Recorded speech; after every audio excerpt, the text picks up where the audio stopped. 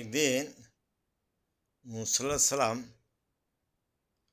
যখন আরাম করতেছিল, ওই সময় আজরাইল আসিয়া তার জান কবজ করার জন্য প্রস্তাব দিল। সাথে সাথে মুসা আলাইহিস সালাম রাগী মানুষ, এমন এক সুপার দিল,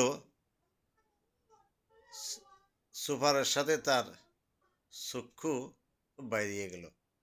তখন আল্লাহ পাক সাথে সাথে মুসাকে বলতেছে, এ মুসা, আমার এত বড় একজন ফেরেশতা যদি তোমাকে এই ফেরেশতায় ধরতো, তো তুমি কি ওনার সাথে পারতা?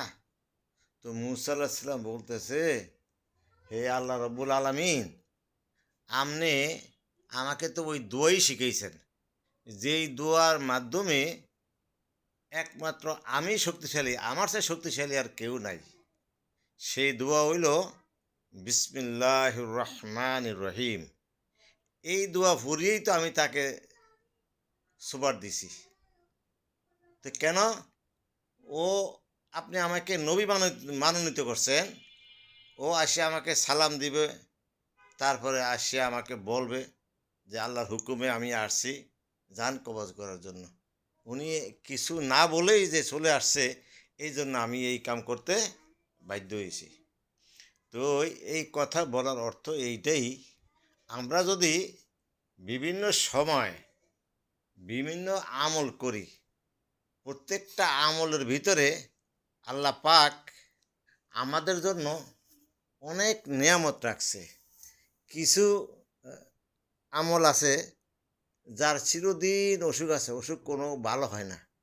এই দোয়া যদি ৫ ওয়াক্ত নামাজ পড়ে, একমাত্র ফরজ নামাজের পরে আর আল্লাহর কাছে দোয়া হাজারি করে, তো আল্লাহ তাকে ওই রোগ থেকে মুক্ত করে দেয়।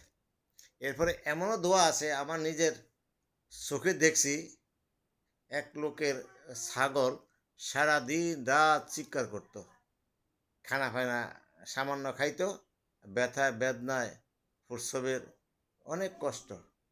এরপরে আমার মুরব্বীরা বলছে, এই ছাগলটা তো কষ্ট না দিয়া তুমি একটা কাজ করো, এসেন্সুরা পরে ছাগলটারে খাইতে দাও পানি, আর গোসল করে দাও। যদি এটা রোগ যদি সারে তো সারলো, না সারলে মরে যাবে, তোমারও কষ্ট হবে না, আমাদেরও অসুবিধা হবে না। ঠিক যেমন কাজ তেমন কাজ, ছাগল সুস্থ হয়ে গেছে। আমরা বিভিন্ন জায়গায় আল্লাহর রহমত চাইলে পাবো ইনশাল্লাহ।